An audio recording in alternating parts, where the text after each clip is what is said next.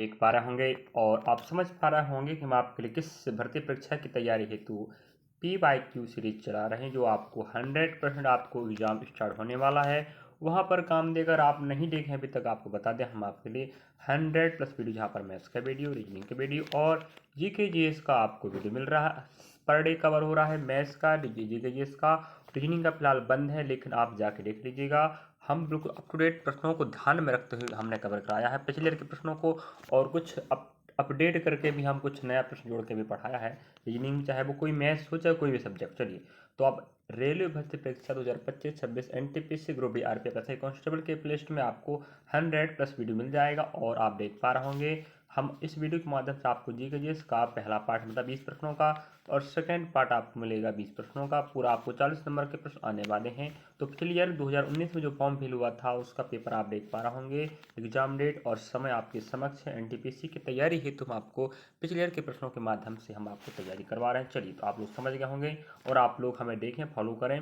और सिस्टमेटिक प्रश्न नहीं मिलेगा, याद रखिएगा, क्रमागत आपको, ठीक है, क्योंकि उस समय जो भर्ती हुआ था उस समय प्रश्न क्रमागत नहीं थे।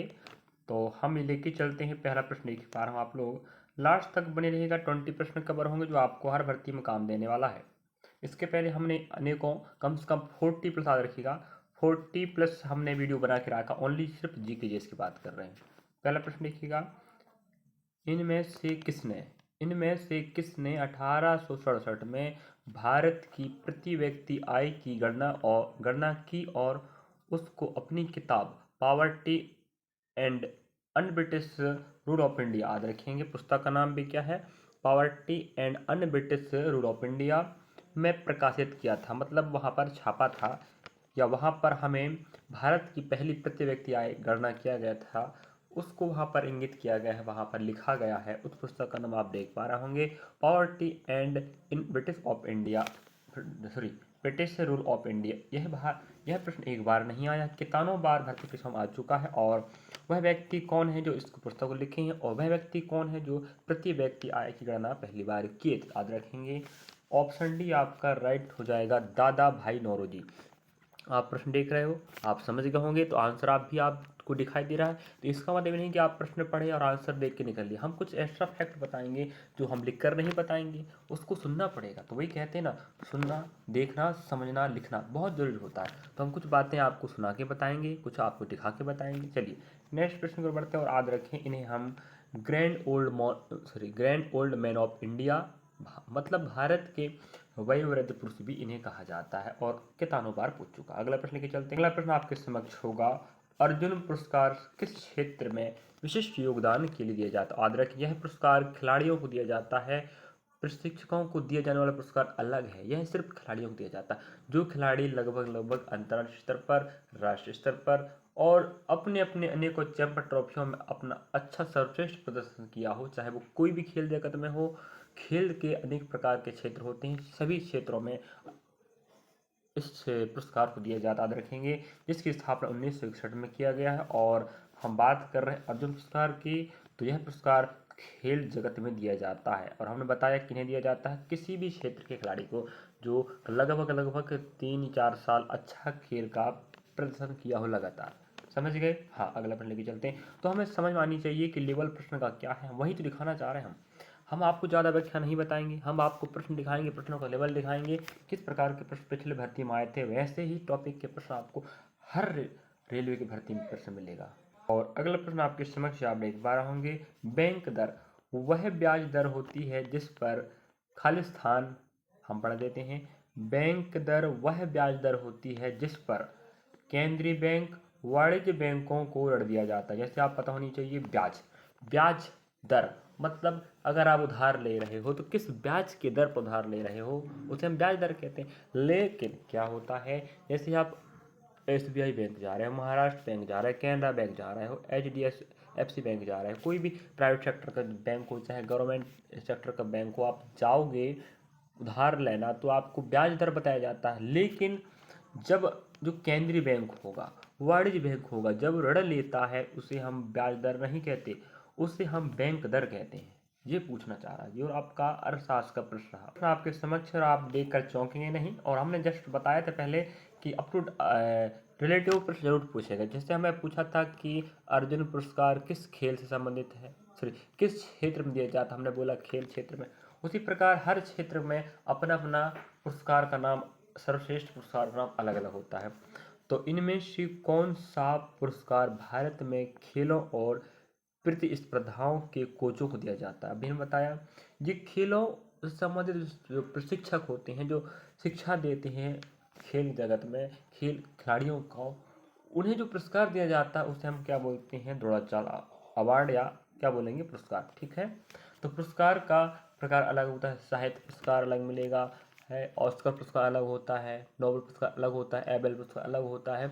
इस प्रकार से अनेक प्रकार के कैटेगरी आपके प्राइज के रहेंगे। तो हर कैटेगरी का प्राइज का प्रश्न एग्जाम पूछता, याद रखेंगे। अभी हमें खेल का एक ही स्पोर्ट्स से आप देखेंगे कि सेकंड प्रश्न पूछा वही पुरस्कार का। और आप देखे होंगे फर्स्ट में शिफ्ट व तारीख आप क्रॉस वेरीफाई भी कर लीजिएगा।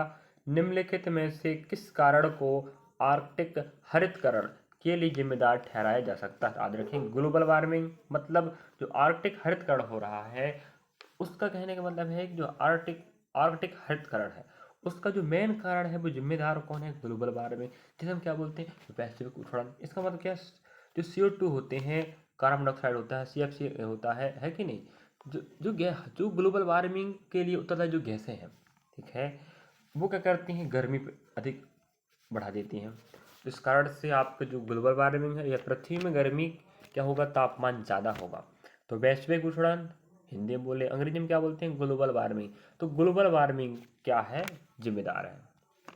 अगला प्रश्न लेके चलते हैं। अगला प्रश्न आप देख पा रहे होंगे, लाहौर और कश्मीर में स्थित शालीमार गार्डन खालिस्तान कालीन वास्तुकलाकृति है। तो याद रखेंगे मुगल काल।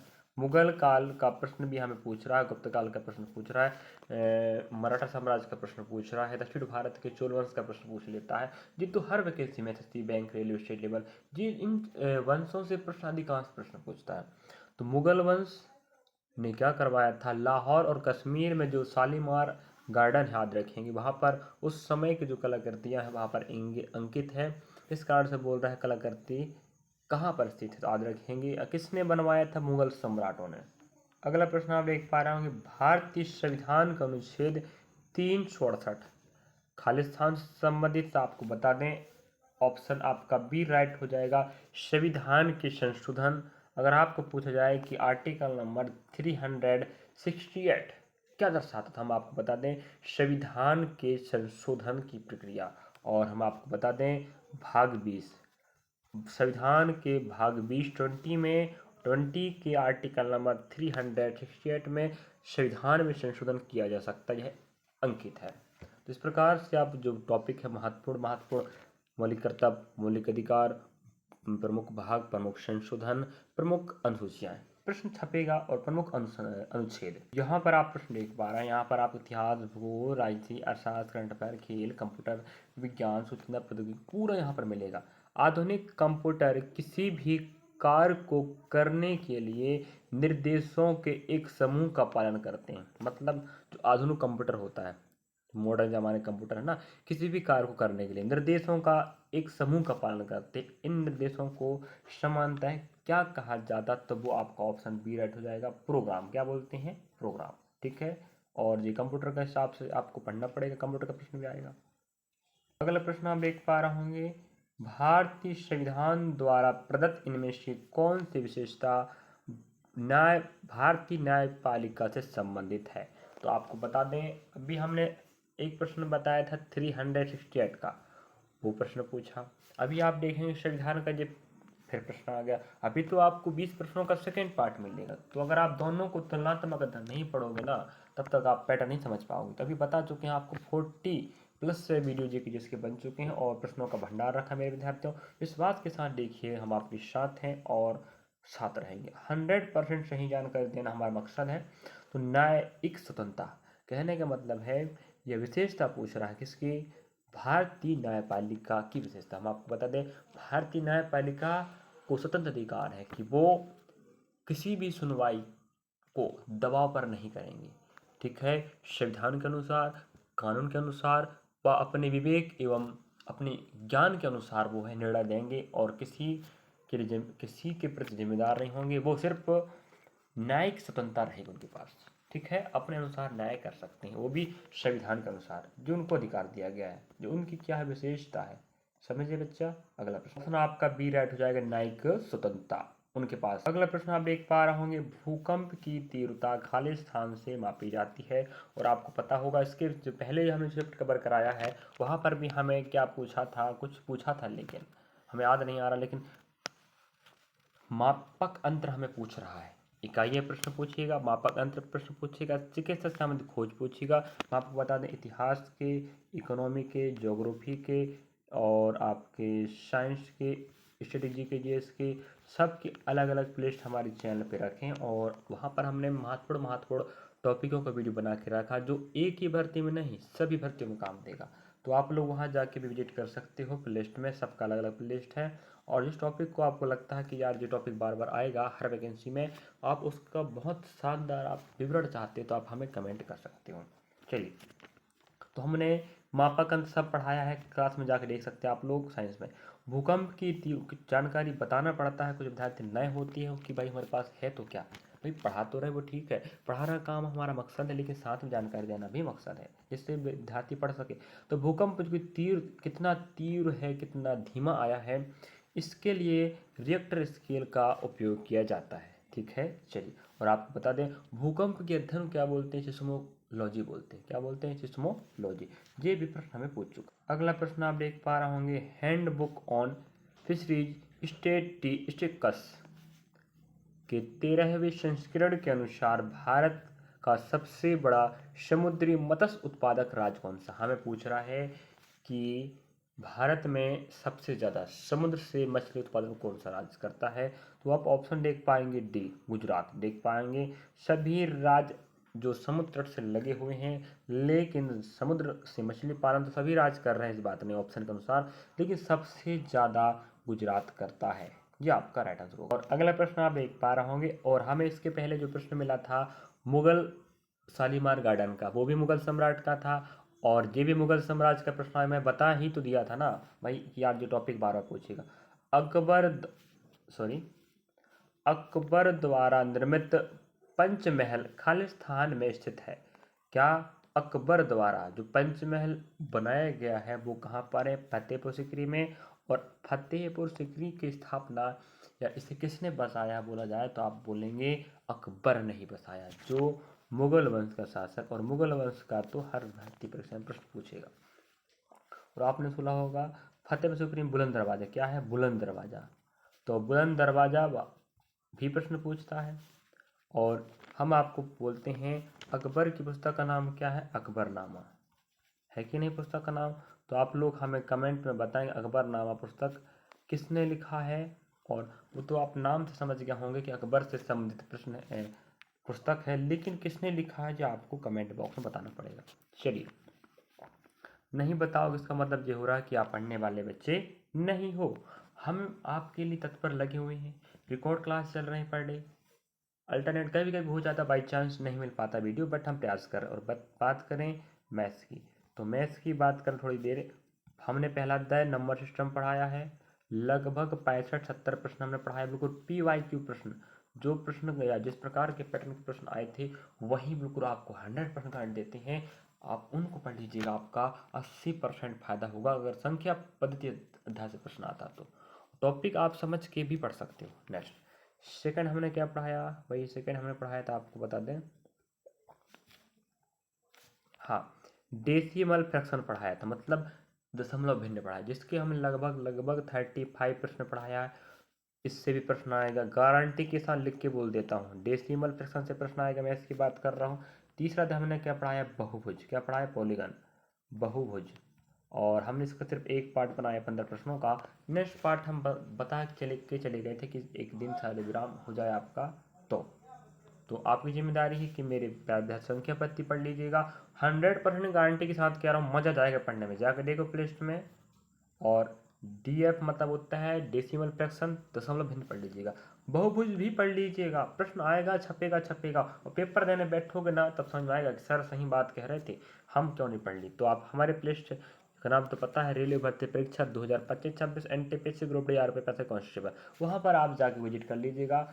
मैथ्स का अलग पार्ट बन रहा है, रीजनिंग का अलग, जीके जिसका अलग है, और अप टू डेट प्रश्न चल रहे हैं जो अगर भर्ती परीक्षा के हिसाब से हम कवर करा रहे हैं। बाकी पीवाई के प्रश्न चल ही रहा है, जानकारी सुन ली आप लोग। चलिए नेक्स्ट प्रश्न आप देख पा रहे होंगे, क्रॉस वेरीफाई भी कर सकते हो आप सभी प्रश्नों को, हमारे जितने भी पार्ट बन रहे हैं।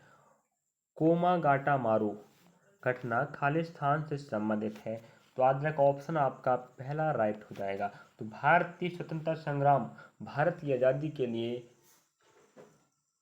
जो लड़ाई चल रही थी उसमें कोमागाटा मारू घटना संबंधित है। अगला प्रश्न की चल अगला प्रश्न आपके समक्ष, इनमें से कौन सी समिति भारत में कर कर याद रखेंगे, अच्छे से पढ़ लीजिएगा, कर मतलब उधर टैक्स, और आप टैक्स समझ पा रहे होंगे है कि नहीं, टैक्स सुधार से संबंधित है। तो आपको बता दिया जाए जितने भी सुधार समितियां हैं, वो कर वाले हों, चाहे वो कोई सा भी टैक्स हो, चाहे पंचायत राज समिति हो, जितने भी हमारे भारत में समिति बनाई गई हैं या बनाते जा रहे हैं, राजा चलैया समिति है कि नहीं, बलवंत राय मेहता समिति है, इस प्रकार से अनेक समितियां बनाई गई हैं और सबका उद्देश्य अलग अलग है और अलग अलग कार्य के लिए बनाई जाती हैं। वहाँ से आपको बता दूं 100% प्रश्न पूछता है, एक न एक प्रश्न आता था। यहाँ पर आप देख पा रहे होंगे कर सुधार, तो कर में सुधार करने हेतु जो समिति बनाई गई थी उस समिति का नाम क्या था, राजा चलैया समिति। और आपको बता दूं, पढ़ लीजिए भाई,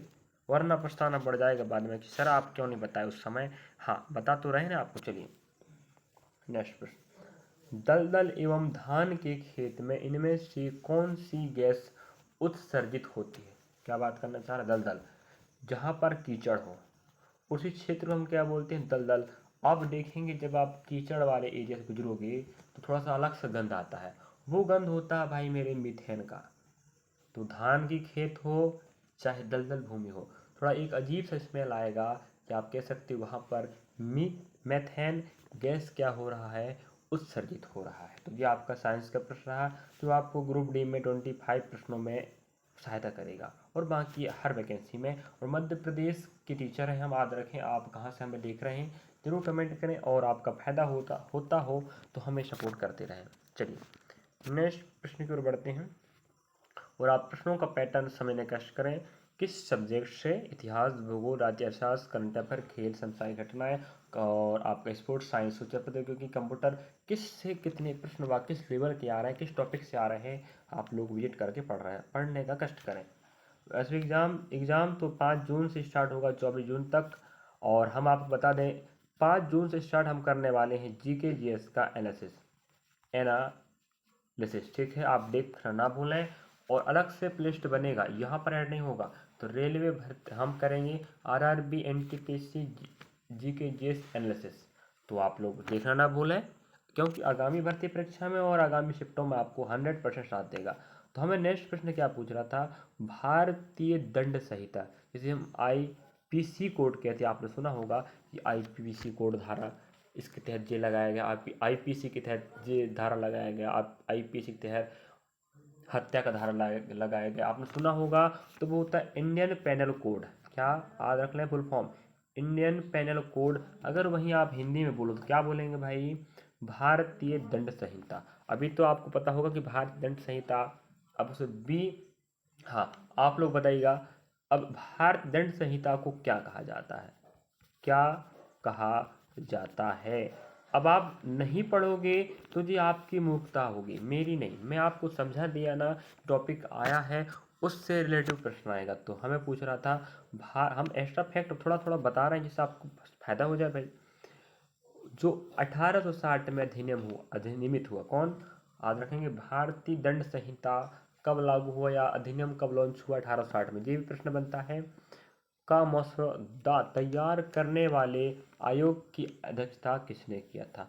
तो जो भारत दंड संहिता है ना, इसका जो आप देखें अधिनियम 1860 बनाया गया, इस समय अध्यक्ष कौन काम कर रहा था, लॉर्ड मैकाले। और लॉर्ड मैकाले पता होनी चाहिए, यह भैया ब्रिटिश अधिकारी हुआ करता था उस समय 1860 में, और यही अध्यक्षता कर रहा था भारतीय दंड संहिताओं के निर्माण में। अगला प्रश्न के चलते हैं। नेक्स्ट प्रश्न आपके समक्ष बड़ी मात्रा, जिसे हम स्मॉल पॉक्स कि टीके का आविष्कार किसने किया था? आपको पता होनी चाहिए। बड़ी माता बोले या छोटी माता बोले, बात एक ही है, वो क्या है? चेचक है। चेचक है कि नहीं? अगर आपके पास अगर आपको चेचक हो गया, समझ जाओ आपके पास दो प्रकार का होगा। एक बड़ी मात्रा में क्या होता है, जो दाग होते हैं वो धब्बे बड़े होते हैं और पूरा बॉडी फैलेगा। बाकी छोटी मात्रा में क्या होता है, बॉडी में थोड़ा सा कम कम धब्बे होते हैं। तो वो छोटी मात्रा हो चाहे बड़ी मात्रा हो, उसे हम चेचक कहते हैं। और इसके टीके का आविष्कार आप रखेंगे एडवर्ड जेनर ने किया। और हम इस टॉपिक को, जो आविष्कारक है चिकित्सा से संबंधित, हमने पढ़ाया। और ये सब प्रश्न मिला मेरे भाई, तो आप साइंस के लिस्ट में जाके पढ़ लीजिएगा। टॉप वीडियो बना के अपलोड है, 100% गारंटी देते हैं। एक न एक अल्टरनेट किसी न किसी भर्ती में आपको वहाँ से प्रश्न देखने को मिलेगा। तो हम चिकित्सा संबंधित आविष्कार के प्रश्न भी पढ़ा के रखे। चलिए, तो यहाँ पर इस पार्ट का 20 प्रश्न कवर होता है और जो है आपका GK/GS का पोर्शन समाप्त हुआ। नेक्स्ट पार्ट में आपको 20 प्रश्न कवर करेंगे। और आपको बता दें, हम जैसे 5 और 6 वाले बच्चों का तो एडमिट कार्ड आ चुका है और उन्हें शहर सिटी भी पता चल गया होगा कि भाई कब होना। और रही बात, और 5 को वालों को पता चल गया हो, और जिनका भी एग्ज़ाम होगा वो 4 दिन पहले ही पता चलेगा। ठीक है, 4 दिन पहले याद रखेंगे।